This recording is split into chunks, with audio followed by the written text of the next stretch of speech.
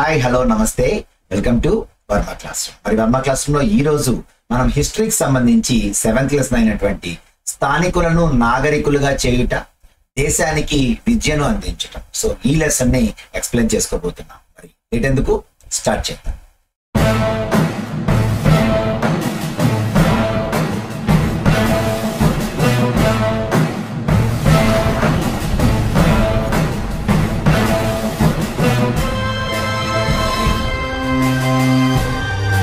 British వాళ్ళు ఏ మార్పులు ప్రవేశపెట్టాలి, భారతీయులను విద్యావంతులుగా, నాగరికులుగా, అలాగే బ్రిటిష్ వారి దృష్టిలో ఉత్తములుగా తయారు చేయాలంట. అంటే మనం కూడా సూటు బూటు వేసుకుని ఇంగ్లీష్ మాట్లాడితే మనం నాగరికులం అయిపోయినట్టే, అలాగే మనం ఉత్తముల కింద మారిపోయినట్టే. అంటే పంచి కట్టుకుంటున్నావు కాబట్టి, చీర కట్టుకుంటున్నావు కాబట్టి నువ్వు నాగరికుడు కాదు, నువ్వు తెలుగులో మాట్లాడుతున్నావు కాబట్టి నువ్వు ఉత్తముడివి కాదు. సో ఇది వాడి ఒపీనియన్ భారతీయుల పట్ల.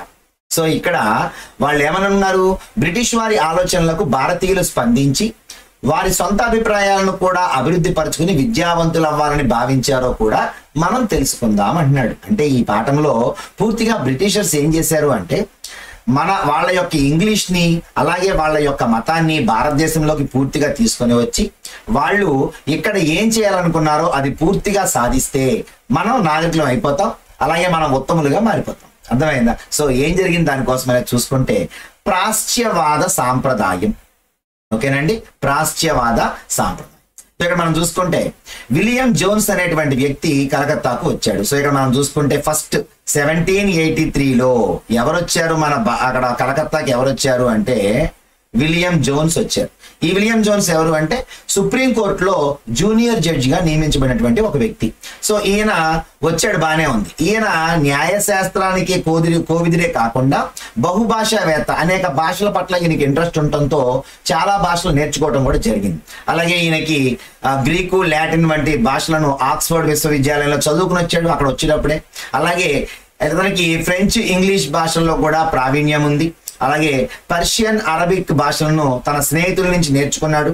ఇక చూసుకుంటే కలకత్తాలో సంస్కృతం, వ్యాకరణం, కవిత్వాల్లో సూక్ష్మాలు నేర్పించే పండితులతో కూర్చొని గంటలు మాట్లాడుతూ అతను భారతదేశ సంస్కృతిని తెలుసుకునే ప్రయత్నం చేశాడు. ఇక్కడ ఏ బ్రిటిషర్ ఎంత ప్రయత్నం చేసినా, ఎవరితో మాట్లాడినా, దేని గురించి చర్చలు జరిపినా ఇతడు భారతదేశంలో ఉన్నటువంటి లోటుపాట్లు, సంస్కృతుల్లో ఉన్నటువంటి మార్పులు, అలాగే ప్రతి ఒక్కదాన్ని అబ్జర్వ్ చేసుకుంటూ వాళ్ళకి ఏ రకంగా ఉపయోగపడుతుందని తెలుసుకునే వాళ్లే కానీ మనకి ఉపయోగపరచడానికో లేదంటే మనకేమైనా దేశానికి మేలు చేయడానికో వీళ్ళు ఎవరు కష్టపడలేదు. కాకపోతే ఇందులో కొంతమంది మాత్రం మన కోసం మన యొక్క సంస్కృతి సాంప్రదాయాలు నచ్చి పనిచేసిన వాళ్ళు ఉన్నారు. సో ఇక్కడ మనం చూసుకుంటే ఇక్కడ కొంతమంది వాళ్లకు తెలియకుండానే వాళ్ళు మన భాష పట్ల అలాగే మన దేశంలో ఉన్నటువంటి సంస్కృతుల పట్ల ఇష్టపడి వాళ్ళు కొంతమంది మనకి కొంత హెల్ప్ చేయడం జరిగింది. సో ఇందులో మనకి ఒక 3 పేర్లు ఇక్కడ ఇవ్వడం జరిగింది. ఆ 3 పేర్లు గుర్తుంచుకోండి చాలు, అంతకుమించి ఇక్కడ ఏం అనవసరం. ఇక్కడ 1783 కలకత్తాలో ఇప్పుడు మనం చెప్పినటువంటి ఫస్ట్ పేరు ఏంటండి, విలియం జోన్స్. ఓకేనండి, ఈ విలియం జోన్స్ అనేటువంటి వ్యక్తి గురించి ఫస్ట్ తెలుసుకుందాం. సో చూసుకుంటే ఇక్కడ ఈయన ఎవరు అంటే కలకత్తాకు వచ్చినటువంటి జూనియర్ జడ్జి, ఈయన బహుభాషావేత్త. ఇంతవరకు గుర్తుపెట్టుకోండి. సో ఈయన ఏం చేశారు ఈయన భారతీయ గ్రంథాలైనటువంటి న్యాయశాస్త్రం, తత్వశాస్త్రం, మతం, రాజనీతి, నైతికత, అంకగణితం, వైద్యం ఇవన్నీ కూడా మన భారతదేశంలో ఉన్నటువంటి గ్రంథాలన్నింటినీ కూడా చదివాడు. ఇతను చదివి ఆ తర్వాత ఈయన ఏమనుకున్నాడంటే కలకత్తాలో నివసిస్తున్న చాలా మంది బ్రిటిష్ అధికారులు తనలాగే ఆలోచిస్తున్నారని జోన్స్ గ్రహించి ఈయన కొంతమందితో కలిశాడు. ఎవరెవరు, henry Thomas Colebrooke, HD Colebrooke. ఇది ఆల్రెడీ మనకి ఈ పేరు వచ్చింది. ఎక్కడొచ్చిందండి హెచ్డి కోల్బ్రూక్? కౌలు రైతుల యొక్క ఉప కౌలు రైతుల యొక్క ప్రాబ్లమ్స్ గురించి అప్పట్లోనే ప్రభుత్వానికి లెటర్ రాసినటువంటి వ్యక్తి. అంటే ఇతనికి భారతీయుల పట్ల కొంత పాజిటివ్ ఒపీనియన్ ఉంది. సో ఇక్కడ ఈ హెచ్డి కోల్బ్రూక్, అలాగే ఇందాక మనం చెప్పుకున్నటువంటి విలియం జోన్స్, అలాగే మూడో వ్యక్తి ఎవరు అంటే నథానియేల్ హాల్హెడ్. ఈ 3 పేర్లు మనం గుర్తుపెట్టుకోవాలి. ఫస్ట్ వ్యక్తి పేరు ఏంటి అంటే విలియం జోన్స్.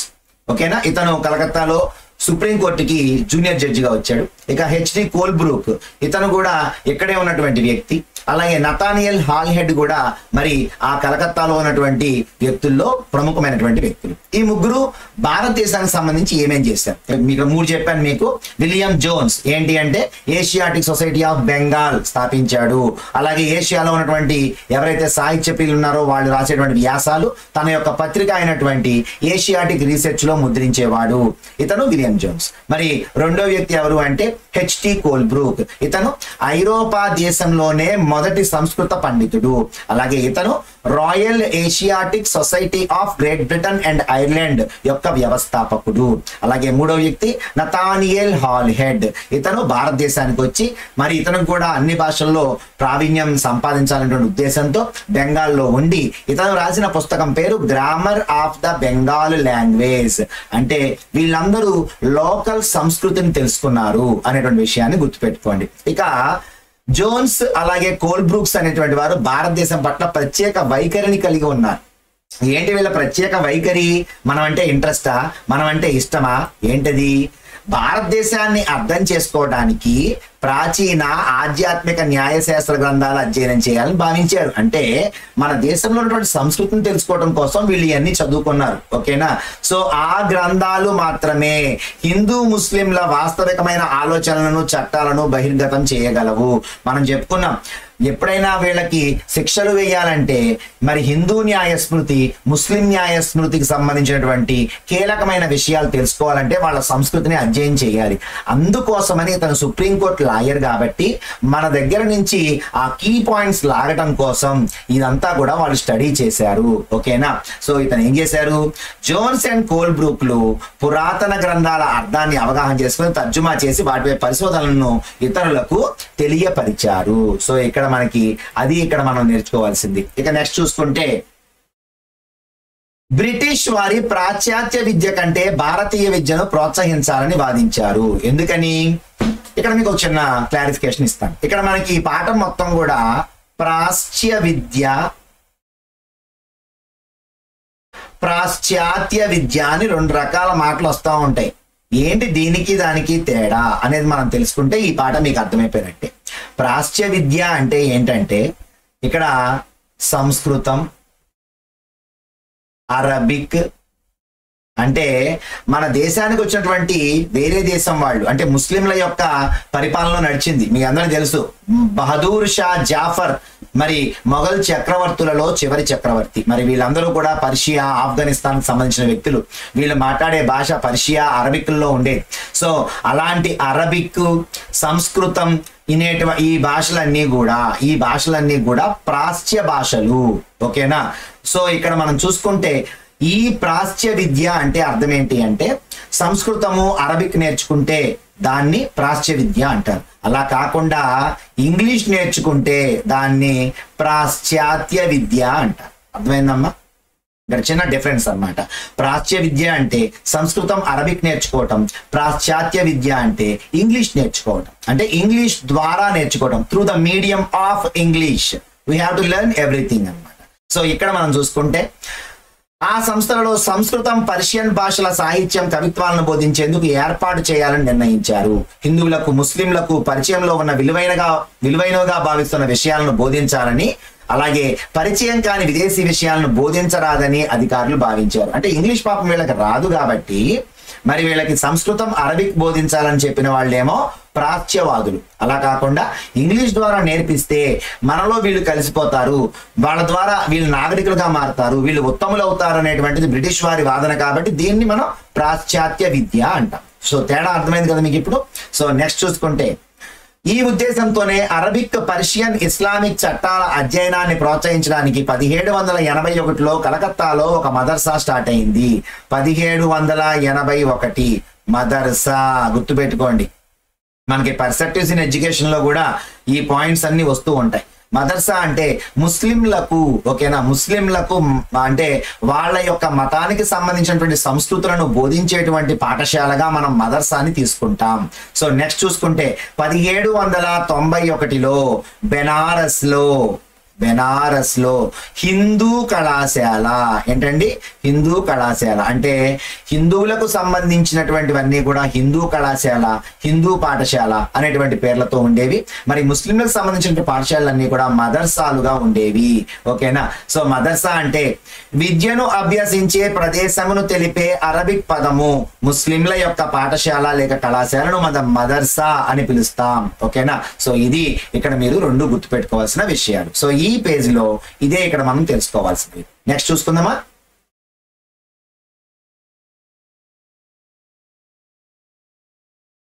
1830వ సంవత్సరంలో రిచర్డ్ వెస్ట్ మాకోట్ తో స్థాపించబడిన వారన్ హేస్టింగ్స్ యొక్క స్మారక చిహ్నం. మరి విక్టోరియా మెమోరియల్, ఇది కలకత్తాలో ఉన్నటువంటి అతి పెద్ద మ్యూజియం. భారతదేశంలో ఉన్నటువంటి అతి పెద్ద మ్యూజియం విక్టోరియా మెమోరియల్ ఎక్కడ ఉంది? కలకత్తాలో ఉంది. సో కలకత్తాలో ఉన్నటువంటి విక్టోరియా మెమోరియల్ లో బయట ఉన్న విగ్రహం ఎవరిది? Warren Hastings the. ఇది ఎవరు స్థాపించారు? రిచర్డ్ వెస్ట్ మాకోట్ స్థాపించారు. ఏ సంవత్సరంలో? 1830వ సంవత్సరంలో. సో ఇక్కడ చూసుకుంటే బ్రిటిష్ వారి అధికారం గురించి ప్రాచ్యవాదులు ఎలా భావించారనే చూసుకుంటే ఔత్సాహిక ప్రోత్సాహకుడైనటువంటి హేస్టింగ్స్ యొక్క గొప్ప విగ్రహాన్ని మీరు గమనించారు. అయితే నిలబడిన పండితుడికి ఇంకొక వైపు కూర్చున్న మున్షికి మధ్యలో ఉంది. అంటే అర్థం చేసుకోండి. అంటే ఇదిగోండి ఇక్కడ ఉన్నటువంటి ఈ వ్యక్తి పండితుడు, హిందూ పండితుడు. ఇక్కడ మరి ఈయన కూర్చున్నటువంటి ముస్లిం మున్షి. ఓకేనా? అలాగే నుంచొని గొప్పగా ఉన్నటువంటి వ్యక్తి ఎవరు అంటే వారన్ హేస్టింగ్స్, బ్రిటిషర్. అంటే బ్రిటిష్ వాళ్ళు ఉత్తమ స్థానాల్లో ఉన్నారు, మనం వారి కింద ఉండి మనం ఇంకా నాగరికత నేర్చుకునేటువంటి పరిస్థితిలోనే ఉన్నాము. సో ఇక్కడ హేస్టింగ్స్ కలకత్తాలో మదర్సా స్థాపించడానికి చొరవ తీసుకున్నాడు. ఇందాక మనం చెప్పుకున్నాం 1781లో కలకత్తాలో మొదటి మదర్సా స్టార్ట్ చేయబడింది. దీని స్థాపన కృషి చేసిన వ్యక్తి ఎవరు అంటే వారన్ హేస్టింగ్స్. అంటే మొత్తం లింకప్ లోనే ఉంటది, పాయింట్ మిస్ అయింది అంటే మళ్ళీ మనం అర్థం చేసుకోలేం. కాబట్టి ప్రతి ఒక్కటి నేను లింకప్ చేసుకుంటూ చెప్తున్నాను, జాగ్రత్తగా వినండి, నోట్స్ క్లియర్ గా ప్రిపేర్ చేసుకోండి. ఓకేనా? సో నెక్స్ట్ చూసుకుంటే 19వ శతాబ్దం ప్రారంభం నుంచి చాలా మంది బ్రిటిష్ అధికారులు ప్రాచ్యవాదుల అభ్యసన దృక్పథాన్ని విమర్శించడం ప్రారంభించారు. అమ్మా గుర్తుపెట్టుకోండి కదా, ప్రాచ్యవాదులు అంటే సంస్కృతం, అరబిక్, అలాగే ప్రాశ్చాత్యవాదము అంటే ఇంగ్లీష్ నేర్చుకోవటం. ఈ రెండు మాత్రం క్లియర్ గా గుర్తుపెట్టుకోండి, నేను మళ్ళీ చెప్పట్లేదు. ప్రాచ్యవాదుల అభ్యసన దృక్పథాన్ని విమర్శించడం ప్రారంభించారు. అంటే బ్రిటిష్ వాళ్ళకి నచ్చల, అరబిక్ సంస్కృతం ఏంటి మనం చెప్పడం, మనం ఇంగ్లీష్ ద్వారా బోధిద్దాం అనుకుంటున్నాం కదా అనుకున్నారు. సో ఇక్కడ చూసుకుంటే ప్రాచ్యాత్యుల సాహిత్యంలా గంభీరంగా లేకుండా పసలేనిదిగా ఉండేదంట. ప్రాచ్య సాహిత్యం ఎలా ఉండేదంట? ప్రాచ్యాత్య సాహిత్యంలా లేదంట, పసలేదంట దాంట్లో. అంటే ఇంగ్లీష్ లా లేదంట, అరబిక్ సంస్కృతం వేస్ట్ అట. గంభీరంగా లేకుండా అనేక అశాస్త్రీయమైన ఆలోచనలు ఉన్నాయంట దాంట్లో, మొత్తం లోపంగా ఉందంట. సో వాళ్ళ భాషే వాళ్ళకి గొప్ప, మరి మిగిలిన భాషలన్నీ కూడా వాళ్ళకి చెత్తతో సమానం. సో ఇక్కడ అలా ప్రాచ్యవాదులపై దాడి చేసిన వ్యక్తిలో జేమ్స్ మిల్ ఒకరు. ఈ జేమ్స్ మిల్ గురించి హిస్టరీలో మనకి ఫస్ట్ వచ్చింది. మరి చరిత్రను 3 యుగాలుగా వర్గీకరించాడు. మరి హిందూ యుగం, అలాగే ముస్లిం యుగం, బ్రిటిష్ వాళ్ళ యొక్క యుగంగా 3 యుగాలుగా వర్గీకరించిన వ్యక్తి జేమ్స్ మిల్. అతను ఏం చెప్తున్నాడు చూడండి. బ్రిటిష్ వారు భారతీయుల హృదయాల్లో స్థానం పొందడానికి, వారు సంతోషపెట్టడానికి, వారు కోరుకున్నది వారు గౌరవించేది ఇవ్వకూడదు, కోరుకున్నవి బోధించకూడదు అని జేమ్స్ మిల్ ప్రకటించాడు. అంటే ఎంత అమానుషమో చూడండి. అంటే మనం సంతోషం పొందకూడదట, మన హృదయంలో కనీసం ఇంత హృదయంలో మన సంతోషానికి స్థానమే ఉండకూడదట మనకి. సో వాళ్ళు మనం గౌరవించేది ఇవ్వకూడదట, వాళ్ళు కోరుకున్నది బోధించకూడదట మనం కోరుకున్నది. సో అలాంటిది జేమ్స్ మిల్ యొక్క అభిప్రాయం. సో ఇక్కడ మనం చూసుకుంటే 1830 నాటికి ప్రాచ్యవాదులపై దాడి మరింత తీవ్రమైపోయింది. ఇక చూసుకుంటే ఇక్కడ క్లియర్ గా చెప్తున్నాడు చూడండి. ఆంగ్ల విమర్శకులలో అత్యంత నిస్సంకోచంగా భావాలను బహిర్గతం చేసిన ప్రభావవంతమైన ఆంగ్ల విమర్శకులలో థామస్ బాబింగ్టన్ మెకాలే. సో మీకు తెలిసి అందరికీ పర్సెప్టివ్స్ ఇన్ ఎడ్యుకేషన్ లో ఈ మెకాలే ఎంత గొప్ప వ్యక్తో. సో ఈయన చూడండి, ఈయన గురించి ఎలా ఇచ్చారు. చెప్పినటువంటి విషయం పూర్తిగా ఇంగ్లీష్ లోనూ చెప్పమల్లా, పూర్తిగా సంస్కృతము అరబిక్కే చెప్పాలని కూడా చెప్పాలా. ఈయన చెప్పింది ఏంటో ముందు చూద్దరు గాని. ఇక్కడ భారతదేశాన్ని అనాగరిక దేశంగా భావించి భారతీయులను నాగరికులుగా చేయాలనుకున్న వ్యక్తి ఎవరు? Thomas Babington Macaulay. ఓకేనా. సో ఇక్కడ అలాగే భారతీయుల హృదయాల్లో స్థానం పొందడానికి, వారిని సంతోషపెట్టడానికి, వారు కోరుకున్నది వారు గౌరవించేది ఇవ్వకూడదు, కోరుకున్నది బోధించకూడదు అన్నది ఎవరు అంటే జేమ్స్ మిల్. ఈ రెండు తేడా గమనించండి. వాళ్ళు కోరుకున్నది వాళ్ళకి ఇవ్వద్దు అన్న వ్యక్తి ఏమో జేమ్స్ మిల్ అయితే, భారతదేశాన్ని అనాగరిక దేశంగా భావించి భారతీయులను నాగరికులుగా మార్చాలన్నటువంటి వ్యక్తి ఎవరు అంటే ఇక్కడ థామస్ బాబింగ్టన్ మెకాలే. ఓకేనా. సో అలాగే ఇంగ్లాండ్ సాధించిన విజ్ఞానాన్ని భారతదేశపు ఏ శాస్త్రజ్ఞానంతో సరిపోల్చలేనంత గొప్పదిగా భావించాడు. అంటే వాళ్ళ బ్రిటన్లో ఉన్నటువంటి విజ్ఞానం ఇంకా ఏ దేశంలో కూడా లేదని చెప్పినటువంటి వ్యక్తి ఎవరు అంటే ఈ మెకాలే. సో నెక్స్ట్ చూడండి, ఇక్కడ ఈ మెకాలే అన్నటువంటి ఒక మాట ఎంత దారుణంగా ఉంటుందంటే ఒకసారి చూడండి. ఇక్కడ యూరప్ లోని మంచి గ్రంథాలయపు ఒక అర సాహిత్యం భారత అరబిక్ దేశాల సాహిత్యం మొత్తంతో సమానమట. ఈ వాక్యం అన్నది ఎవరని అడుగుతారు, ఎవరు? మెకాలే అన్నాడు. ఏమన్నాడు? యూరప్ లో ఒక షెల్ఫ్ లో ఉన్న బుక్స్ లో ఉన్న సాహిత్యం, అర్థమైందా, భారతదేశం అరబిక్ దేశాల మొత్తం సాహిత్యం కలిపినా కూడా అంత ఉండదట. అంటే వాళ్ళ ఒక్క అరలో ఉన్నటువంటి పుస్తకాలు ఈజ్ ఈక్వల్ టు భారతదేశం అరబిక్ దేశాల మొత్తం సాహిత్యం అన్నాడు. ఎవరు? మెకాలే. అలాగే ఎటువంటి ఆచరణాత్మకం కాని ప్రాచ్య విద్యపై భారతదేశంలో బ్రిటిష్ ప్రభుత్వం ప్రజాధనాన్ని వృధాగా ఖర్చు చేయరాదని కోరాడు. అనవసరంగా మీరు సంస్కృతం మీద అరబిక్ మీద డబ్బులు పెట్టేస్తున్నారు, వేస్ట్, ప్రాచ్య విద్య వేస్ట్, పాశ్చాత్య విద్య నేర్పించాలి. అయితే ఎలా నేర్పించాలని చెప్పాడు, అది ఇక్కడ ఇంపార్టెంట్ పాయింట్. సో మెకాలే ఏం చెప్పాడమ్మా? పాశ్చాత్య జ్ఞానం ఇంగ్లీషు, అలాగే రెండోది శాస్త్రం బోధించాలన్నాడు, 3 తత్వం బోధించాలన్నాడు. అంటే ఈయన ఏం చెప్పాడు అంటే జ్ఞానంతో పాటు రెండు కలిపితే అప్పుడు మన మీద వాళ్ళకు ఒక పాజిటివ్ ఒపీనియన్ వస్తుంది. అర్థమైందా? అంటే విద్యలో వీళ్ళు తీసుకున్న సంస్కరణలు ఏంటి అంటే శాస్త్రము తత్వంతో పాటు పాశ్చాత్య జ్ఞానం కూడా నేర్పిద్దాం అనుకున్నారు. అనుకుంటే అప్పుడు కనుక మనకి ఎటువంటి బ్యాడ్ నేమ్ రాదు. అంటే మన యొక్క సంస్కృతి సాంప్రదాయాలని మనకు నేర్పిస్తూనే ఆంగ్ల విద్యను నేర్పిస్తున్నారు కాబట్టి భారతీయుల నుంచి వ్యతిరేకత రాదు. కాబట్టి అలా నేర్పించాలి అని చెప్పిన మొట్టమొదటి ఐడియాలజిస్ట్ ఎవరు అంటే మరి ఈ మెకాలే. ఈయన చెప్పినటువంటివి ఏంటి అంటే పాశ్చాత్య జ్ఞానం నేర్పించాలి, శాస్త్రం నేర్పించాలి, తత్వం కూడా నేర్పించాలి అని చెప్పాడు. అలాగే ఈయన చెప్పినటువంటి మరి సిద్ధాంతం పేరేంటో తెలుసా? అధోముఖ వడపోత సిద్ధాంతం. ఏంటి అధోముఖ వడపోత సిద్ధాంతం అంటే ముందు విద్యని ఎవరికి నేర్పించాలన్నాడు అంటే బాగా ధనవంతులకు నేర్పించాలి, బాగా డబ్బున్న వాళ్ళకి నేర్పించాలి. అప్పుడు ఏమవుద్ది, వాళ్ళ నుంచి వాళ్ళ ఇళ్లలో పనిచేసేవాళ్ళు, వాళ్ళ కింద పనిచేసేవాళ్ళు, ఆ తర్వాత వాళ్ళ ఇళ్లలో పనిచేసేవాళ్ళు, అంటే అలా క్రమంగా మరి లోయర్ లెవెల్స్ కి విద్య అనేది వెళ్ళిపోతుంది. అంటే బాగా చదువుకున్న వాళ్ళు ఇంగ్లీష్ మాట్లాడారు అనుకోండి, సో వాళ్ళ ఇంట్లో పనిచేసే వాళ్ళు ఇంగ్లీష్ మాట్లాడతారు, వాళ్ళ ఇంట్లో పనిచేసే వాళ్ళు ఇంగ్లీష్ మాట్లాడతారు. అంటే ఫస్ట్ లెవెల్ నుంచి సెకండ్ లెవెల్, తర్వాత థర్డ్ లెవెల్ కి. అధోముఖ వడపోత సిద్ధాంతం అంటే ఏంటి అంటే ముందు హయ్యర్ లెవెల్స్ కనుక మనం ఎడ్యుకేట్ చేస్తే ఆటోమేటిక్ గా సెకండ్ లెవెల్ ఎడ్యుకేట్ అవుతుంది. దాని ద్వారా third level D grade people అందరూ కూడా ఎడ్యుకేట్ అవుతారు అనేటువంటిది ఈయన యొక్క ప్లానింగ్. అర్థమైందా? సో మెకాలే ఆంగ్ల భాషను బోధించాల్సినటువంటి అవసరాన్ని నొక్కి వక్కాణించారు. అలాగే భారతీయులకు యావత్ ప్రపంచపు అత్యుత్తమ సాహిత్యాన్ని చదవడానికి ఇంగ్లీష్ భాష పరిజ్ఞానం అవసరం అని చెప్పాడు. ఎవరు? మెకాలే. ఓకేనా. సో నెక్స్ట్ చూసుకుంటే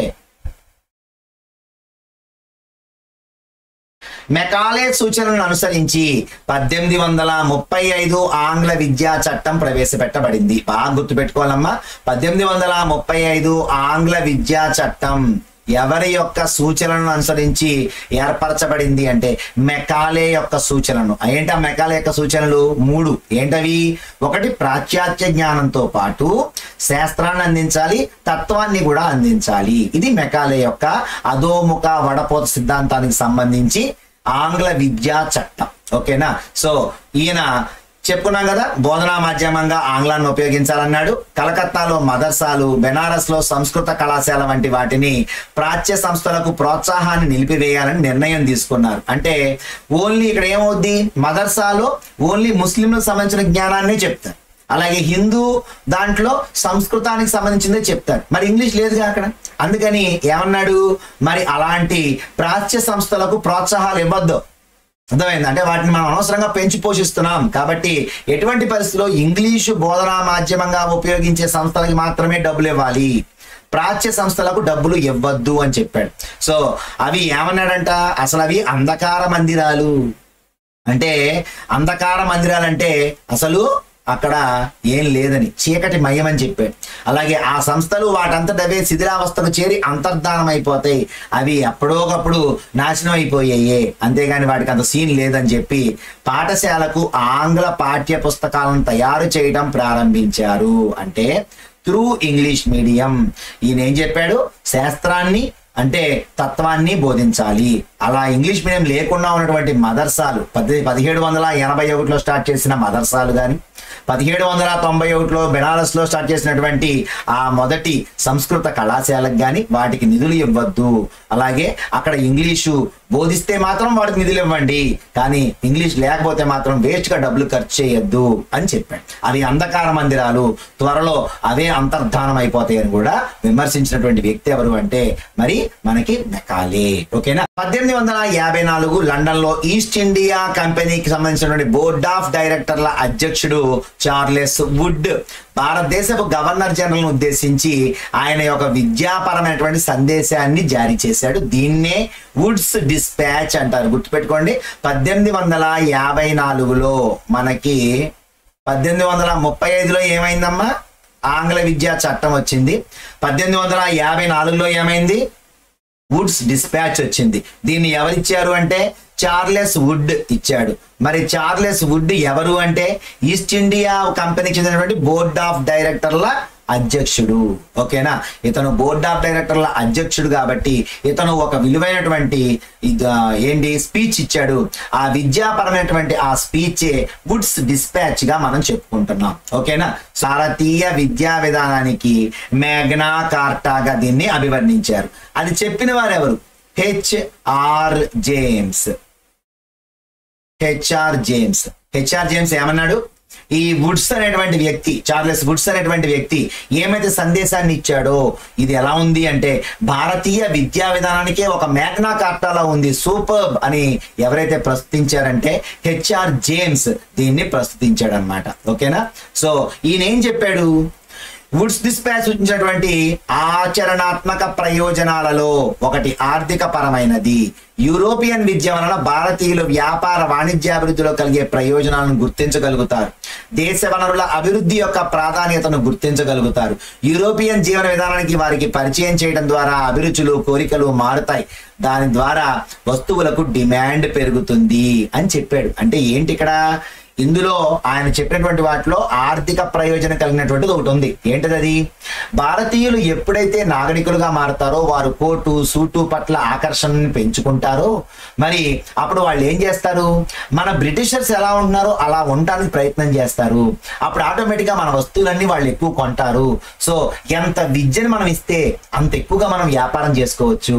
సో కాబట్టి ముందు వాళ్ళకి విద్యను ఇవ్వండి, ఆ విద్య ద్వారా వాళ్ళని నాగరికులుగా చేయండి, ఆ నాగరికత ద్వారా మన వస్తువులకు డిమాండ్ ఏర్పరచండి, తద్వారా మన యొక్క ఆర్థిక అభివృద్ధి భారతీయుల చేతుల్లోనే ఉంది అని చెప్పిన వ్యక్తి ఎవరు అంటే వుడ్స్.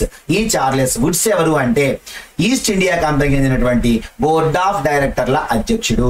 ఏ సంవత్సరంలో వుడ్స్ డిస్పాచ్ వచ్చింది అంటే 1854. సో ఎక్కడ అంటే లండన్. గుర్తుపెట్టుకోండి అమ్మా, 1854 లండన్.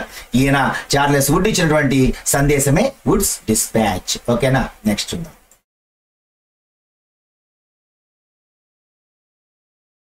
ఇక్కడ ఏం చెప్పాడు అంటే వుడ్స్ డిస్పాచ్ ఇక్కడ మనకి చాలా క్రూషియల్ పాయింట్స్ ఉన్నాయి. ఏంటంటే ఇక్కడ యూరోపియన్ విద్య భారతీయుల నైతికతను మెరుగుపరుస్తుందట. మన దగ్గర అంటే ఎథిక్స్ లేవు మన దగ్గర. అలాగే మనం సత్యవాదులుగా నిజాయితీ పరులుగా తయారు చేస్తామట. అలాగే నిజాయితీ పరులైనటువంటి సేవకులు తయారవుతారట. సో వుడ్స్ డిస్పాచ్ ఇవన్నీ చెప్పింది. అంటే ఏంటి? మనలో నిజాయితీ లేదు, సత్యం లేదు, మనకి అసలు నైతికతే లేదు. ఈ మూడు లేవని చెప్పింది ఎవరు అంటే వుడ్స్. అంటే ఉద్దేశం ఏంటి? ఇక్కడ భారతీయులు మాకు స్వాతంత్రం కావాలని చెప్పేసి వాళ్ళ మీద తిరగబడటం కావచ్చు, అలాగే మనం వాళ్ళని తిట్టడం కావచ్చు, మనం వాళ్ళ మీద చేసే దాడులు కావచ్చు. అందువల్ల మనకి నైతికత లేదంట. అలాగే వాళ్ళ జీతం తీసుకుని వాళ్ళ మీద ఎదురు తిరుగుతున్నాం కాబట్టి మనకి సత్యం లేదు, నిజాయితీ లేదనమాట. సో అందువల్ల వాళ్ళ ఉద్దేశం ఏంటి అంటే మనల్ని సత్యవంతులుగా నిజాయితీవంతులుగా మార్చడం కోసం, నైతికతను మనం నేర్పడం కోసం ఇంగ్లీష్ నేర్పించాలని చెప్తున్నారు. ఓకేనా. సో నెక్స్ట్ చూసుకుంటే 1854లో వుడ్స్ డిస్పాచ్ అమలు చేస్తూ బ్రిటిష్ వారు అనేక చర్యలు తీసుకున్నారు. మరి అయితే 1857లో ఏం జరిగింది అంటే సిపాయిల తిరుగుబాటు జరిగింది. మనం ఆల్రెడీ చెప్పుకున్నాం. ఈ మీరట్ ఢిల్లీలో జరుగుతున్నప్పుడు అప్పటికే కలకత్తా, మద్రాసు, బొంబాయిల్లో విశ్వవిద్యాలయాలు స్థాపించబడుతూ ఉన్నాయి.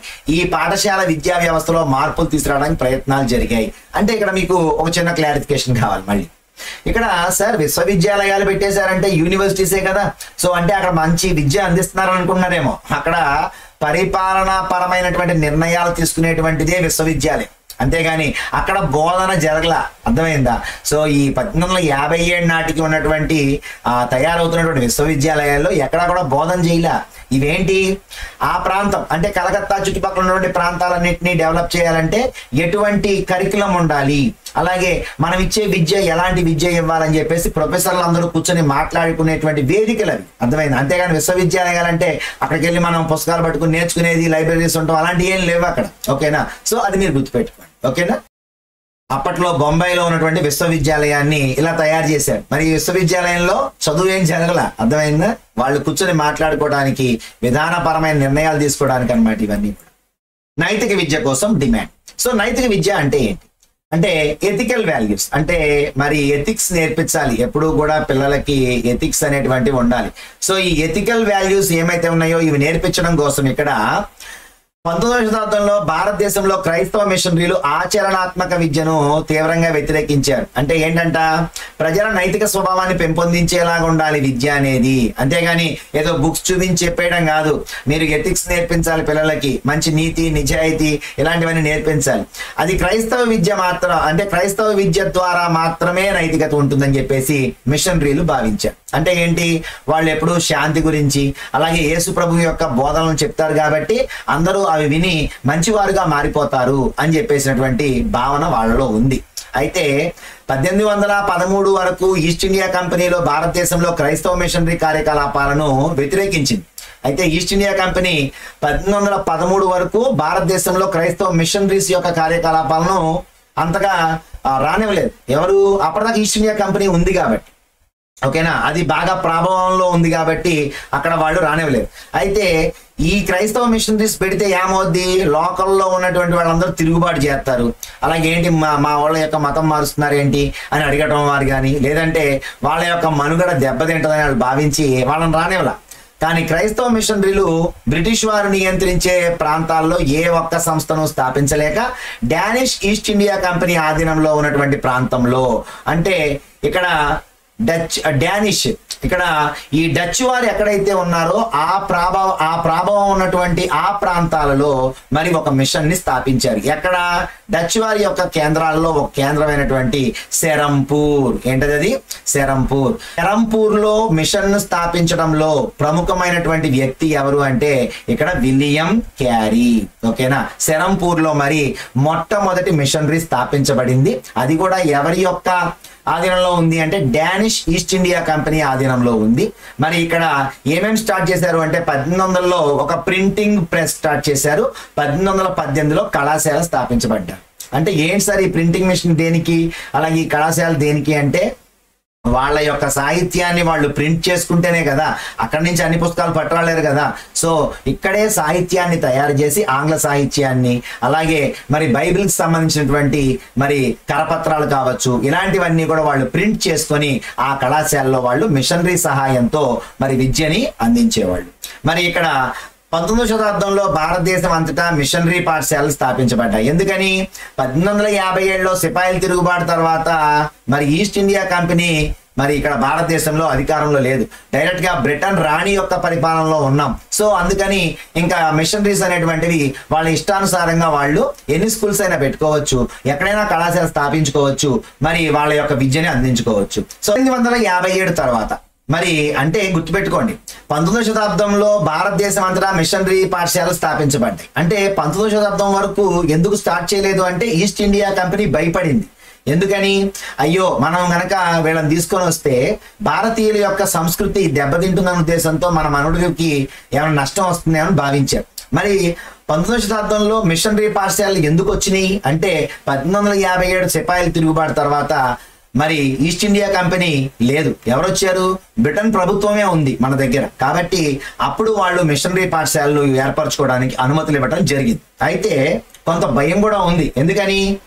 1857 సిపాయిల తిరుగుబాటులో ఇది కూడా ఒక ప్రముఖమైనటువంటి కారణమే. ఒకవేళ గనక స్థానిక ఆచారాలు, ఆచరణలు, నమ్మకాలపై గనక మనం ఏమైనా దెబ్బతీస్తే, మళ్ళీ స్థానిక అనేటువంటి భావనకి విఘాతం కలిగితే మళ్ళీ మన మీద దెబ్బలాడుకొస్తారు. ఎందుకు జరిగింది? ఆవు కొవ్వు, పంది కొవ్వు, తోటాలు వాడితేనే కదా వాళ్ళ సంస్కృతి దెబ్బతిందని చెప్పేసి 57లో తిరుగుబాటు జరిగింది. కాబట్టి ఆ భయం మాత్రం వాళ్ళలో ఇంకా ఉంది అని చెప్తున్నారు. అర్థమైందా? కోల్కతాకు సమీపంలో హుగ్లీ నది ఒడ్డునటువంటి సెరంపూర్ కళాశాల. నెక్స్ట్ ఏంటి? మన భారతదేశంలో ఉన్నటువంటి పాఠశాలలు బ్రిటిష్ పాలనలో ఎలా ఉండేవి అంటే, అసలు అప్పుడు బ్రిటిష్ పాలనలో మన పాఠశాల యొక్క పరిస్థితి ఏంటో తెలుసుకోవడానికి 1830వ సంవత్సరంలో విలియం యాడమ్ అనేటువంటి ఒక స్కాటిష్ మిషనరీకి చెందినటువంటి వ్యక్తి బెంగాల్, బీహార్ ప్రాంతాల్లో పర్యటించాడు. ఆయన ఏం చెప్పారంటే, అయ్యా అసలు స్కూల్స్ ఎలా ఉన్నాయో మాకు చెప్పండి అంత. సో ఈయన మొత్తం తిరిగాడు, అన్ని స్కూల్స్ తిరిగి ఈయన ఏం చెప్పాడు, యాడమ్ నివేదిక ఇచ్చాడు. ఏమని ఇచ్చాడంటే, అయ్యా బెంగాల్, బీహార్లో 1,00,000 పాఠశాలలు ఉన్నాయి. మొత్తం ఎన్ని ఉన్నాయంట? 1,00,000 పాఠశాలలు ఉన్నాయి. అయితే వీటిలో ఒక్కొక్క దాంట్లో ఎంతకంటే తక్కువ ఉన్నారు అంటే 20 కన్నా తక్కువ మంది పిల్లలు చదువుకుంటున్నారు. గుర్తుపెట్టుకోండి, బెంగాల్, బీహార్లో 1,00,000 పాఠశాలలు ఉన్నాయి. వాటిలో 20 మంది కంటే తక్కువ మంది విద్యార్థులు ఉన్నటువంటి చిన్న చిన్న సంస్థలే ఉన్నాయి. అయితే మొత్తం ఈ పాఠశాలలో చదువుకుంటున్న పిల్లల సంఖ్య ఎంత ఉంది అంటే 20 లక్షల మంది పిల్లలు ఉన్నారు అని చెప్పాడు. సో ఈ స్కూల్స్ ఎలా స్టార్ట్ చేయబడినాయి అంటే, స్థానిక సమాజం కానీ లేదంటే ఒక గురువు ద్వారా స్టార్ట్ చేశారు అని చెప్తారు. ఏమని చెప్పారండి?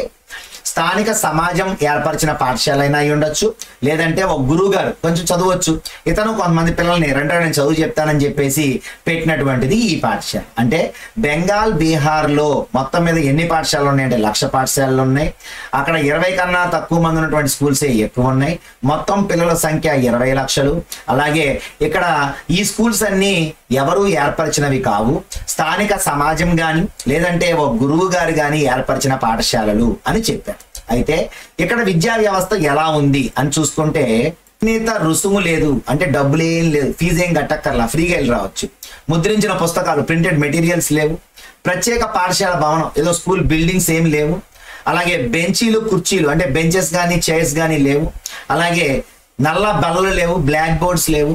ప్రత్యేక తరగతుల వ్యవస్థ, ఇగో ఈ క్లాస్ రూమ్ అనేటువంటి వ్యవస్థ, అందరూ కలిపి ఉదయం కూర్చోవడం, చదువుకోవడం, ఇంటికి వెళ్ళిపోవడం. అలాగే హాజరు పట్టిక లేదు, ఎవరు వచ్చారో ఎవరు లేరా అనేటువంటిది ఏం లేదు. వార్షిక పరీక్షలు, యాన్యువల్ ఎగ్జామ్స్ లేవు. టైం టేబుల్ లేదు. అలాగే కొన్ని చోట్ల మర్రి చెట్ల కింద, కొన్ని చోట్ల గ్రామంలో మూలలో ఉన్న దుకాణాల్లో, దేవాలయాల్లో, గురువుగారి ఇంటి వద్ద, ఎక్కడ పడితే అక్కడే. అలాగే పాఠశాలలకు చెల్లించే రుసుము అనేది తల్లిదండ్రుల ఆదాయంపై ఆధారపడి ఉండేది. అంటే గుర్తుపెట్టుకోండి, ఆదాయాన్ని బట్టి ఫీజు. ఇప్పుడు డబ్బున్నాడు అనుకోండి, గురువు గారికి అయ్యా గురువుగారు 50 రూపాయలు ఉంచుకోండి అనేవాడు. మరి లేనాడు అనుకో, అయ్యా 2 రూపాయలు తీసుకుని మా వాడికి చదువు చెప్పండి అనేవాడు. అంటే గురువు 2 రూపాయలు తీసుకున్నా చదువు చెప్పాడు, 50 రూపాయలు తీసుకున్నా చదువు చెప్పాడు. అంటే ఇక్కడ విద్యను అందించడం ఒకటే తెలుసు వాళ్ళకి, అంతేగాని ఇవేమి అంటే రిమైనింగ్ ఫెసిలిటీస్ ఏమీ లేవు అని ఎవరు చెప్పారు అంటే ఈ నివేదిక అనేది చెప్పింది. సో ఇక్కడ మనం చూసుకుంటే ఈ సౌకర్యవంతమైనటువంటి వ్యవస్థ స్థానిక అవసరాలకు సరిపోద్దని చెప్పాడంట ఆడం. ఏం చెప్పాడు? బాబు వీళ్ళకి ఇచ్చేటువంటి ఈ ఎడ్యుకేషన్ కి చాలు, ఎంతకంటే ఎక్కువే అవసరం లేదు, ఇలా బానే ఉందని చెప్పాడు. అలాగే ఇక్కడ మనం చూసుకుంటే బోధన మౌఖికమైంది, ఊరిని నోటి ద్వారా చెప్పేయటమే.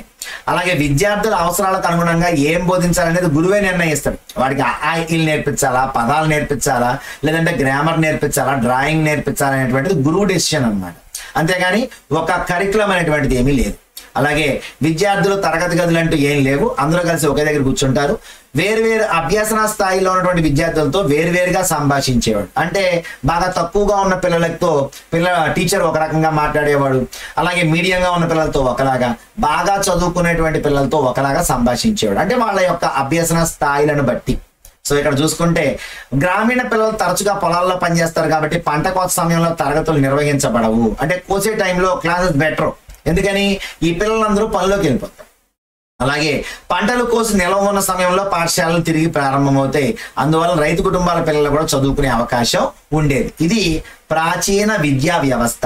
ఇది అధ్యయనం చేసినటువంటి వ్యక్తి యాడమ్ ఈ రిపోర్ట్ మొత్తం ఇచ్చాడు. ఓకేనా? సో నెక్స్ట్ ఏం జరిగిందో చూద్దాం. అప్పుడు మరి ఆ రిపోర్ట్ ని బట్టి మనోళ్ళు ఏం చేశారంటే స్థానిక పాఠశాలల విషయంలో ఎక్కువ జోక్యం చేసుకోవాలా. ప్రధానంగా కంపెనీ దేని మీద దృష్టి పెట్టింది అంటే ఉన్నత విద్యపై, హైయర్ ఎడ్యుకేషన్ మీద దృష్టి పెట్టింది. ప్రైమరీ ఎడ్యుకేషన్ మీద దృష్టి పెట్టాలి.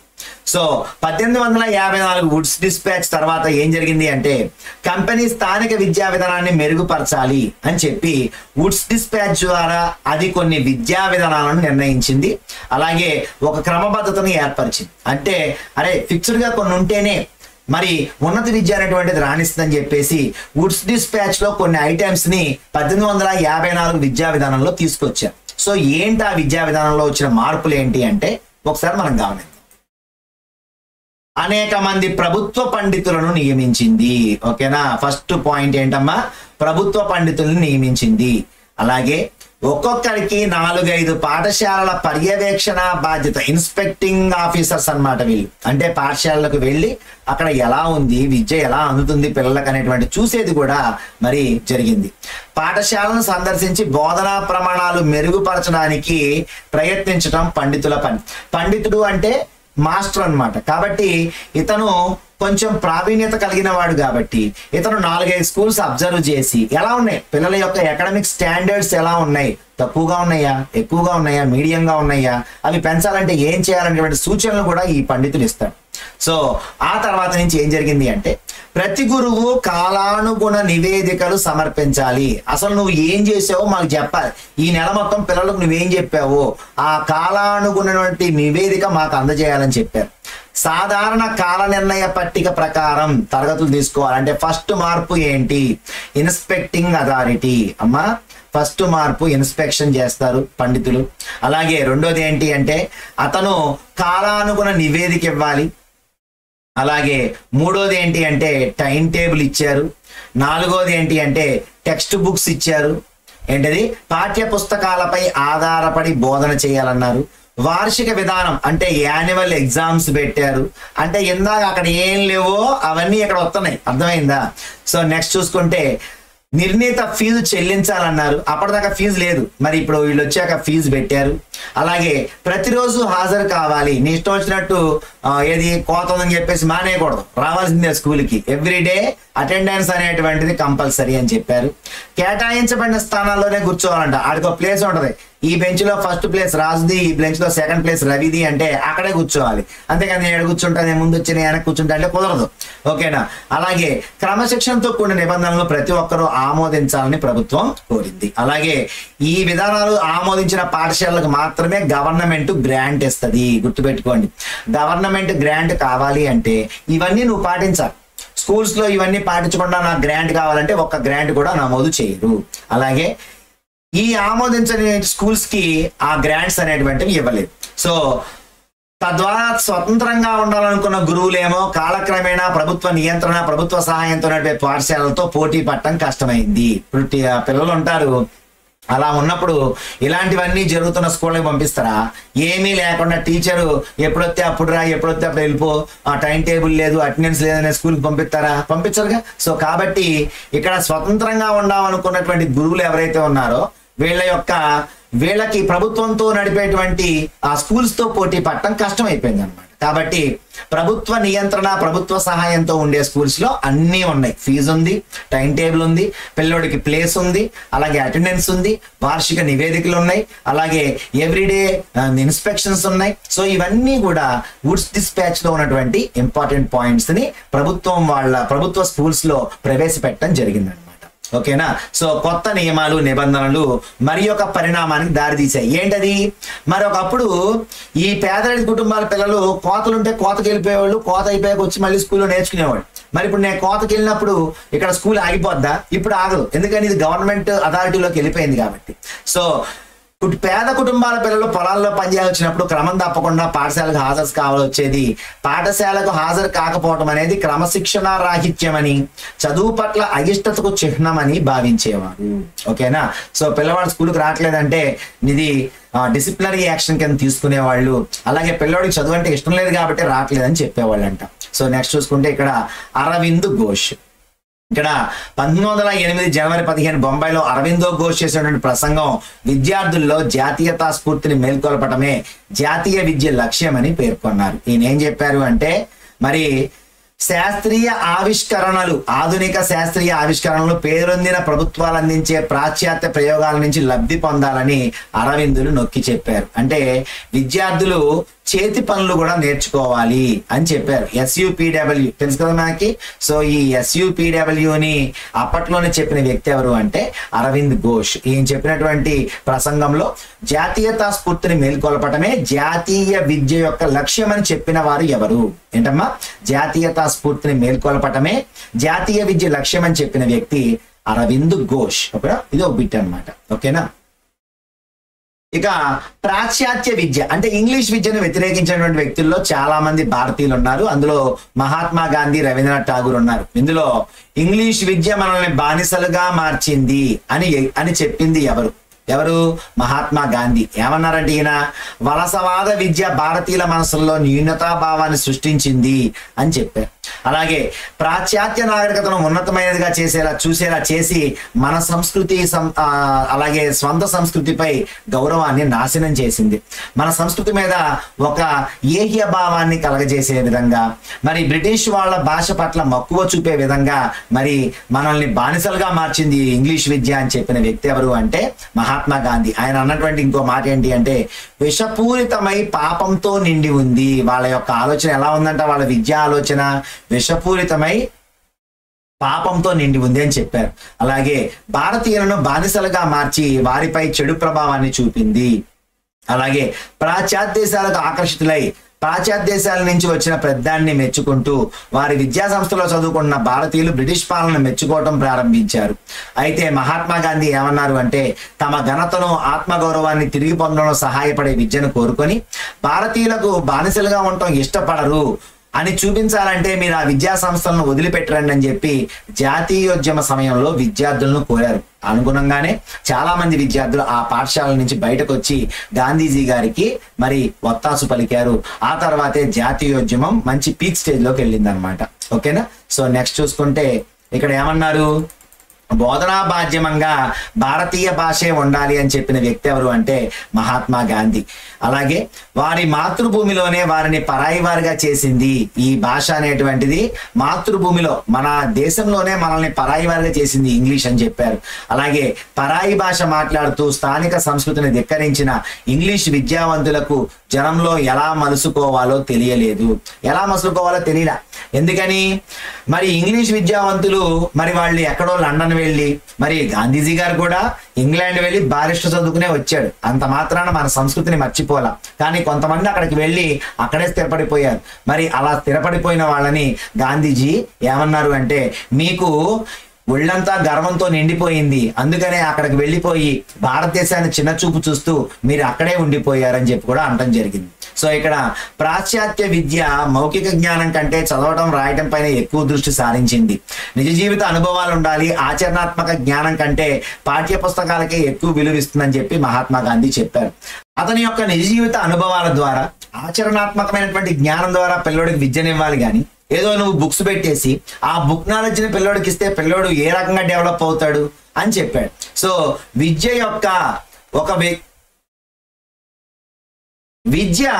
ఒక వ్యక్తి యొక్క బుద్ధి, ఆత్మజ్ఞాన వికాసానికి దోహదపడాలి అని చెప్పాడు.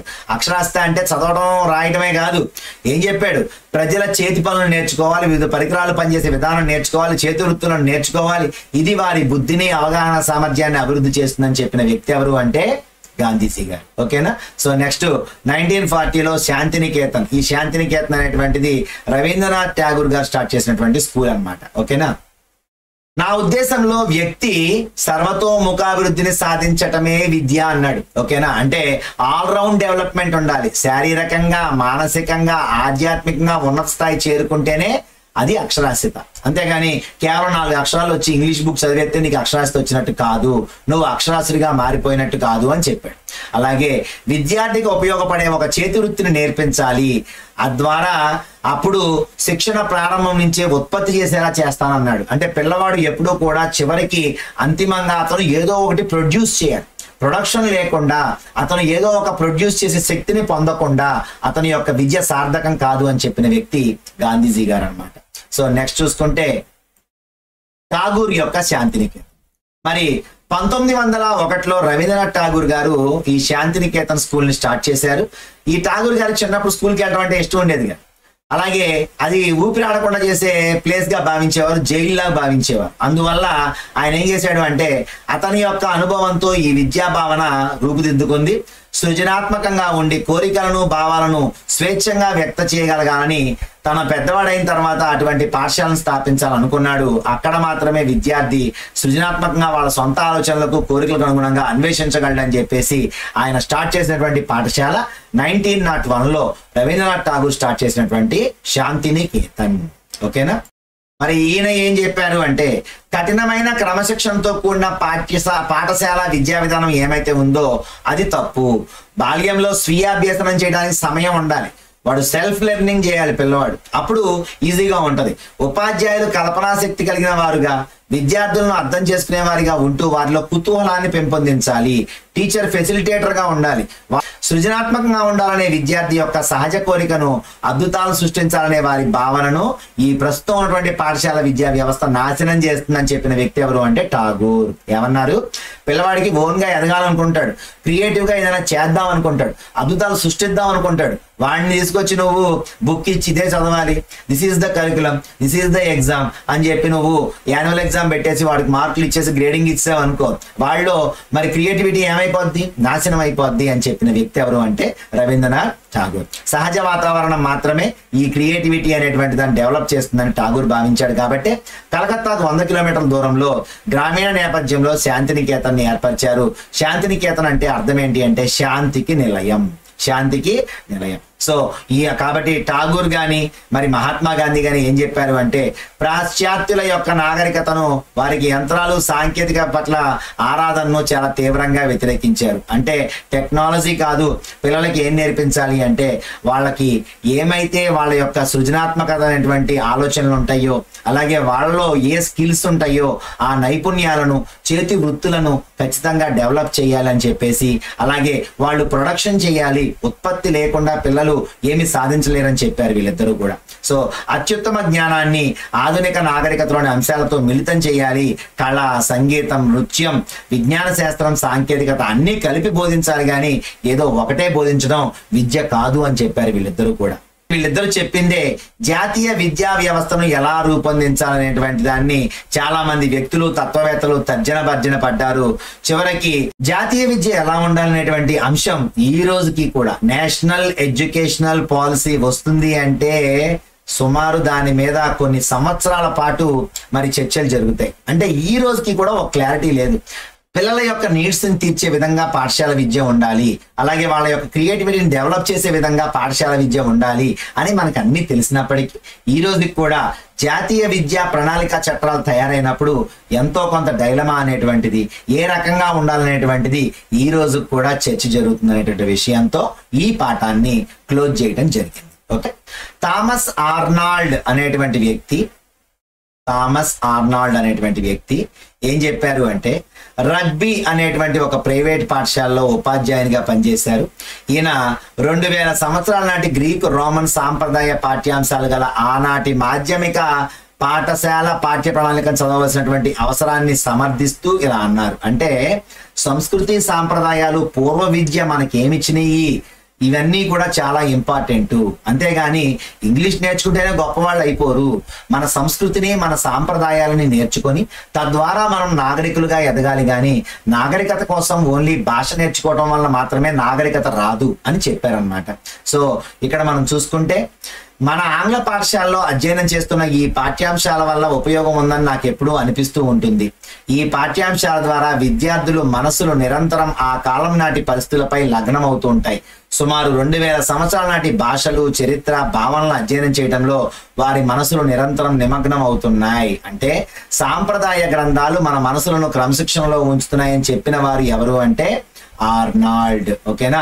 ఆర్నాల్డ్ ఏం చెప్పారు అంటే సాంప్రదాయంగా వచ్చే గ్రంథాలన్నీ కూడా నేర్చుకోవాలి, వాటితో పాటు భాషలు నేర్చుకోవాలి. కొత్తగా ఏ భాష వచ్చినా కూడా దాన్ని మనం మీడియంగా ఉపయోగించాలి, కానీ మన సంస్కృతిని ఎప్పుడు మనం మర్చిపోకూడదు అని చెప్పినటువంటి వ్యక్తి ఎవరు అంటే థామస్ ఆర్నాల్డ్. ఓకేనా? అలాగే ఇక్కడ లాస్ట్ బిట్ ఏంటి అంటే 1870లో విద్యా చట్టం ప్రవేశపెట్టే వరకు 19వ శతాబ్దంలో విస్తృతమైన స్థాయిలో జనాభాకి విద్య లేదు.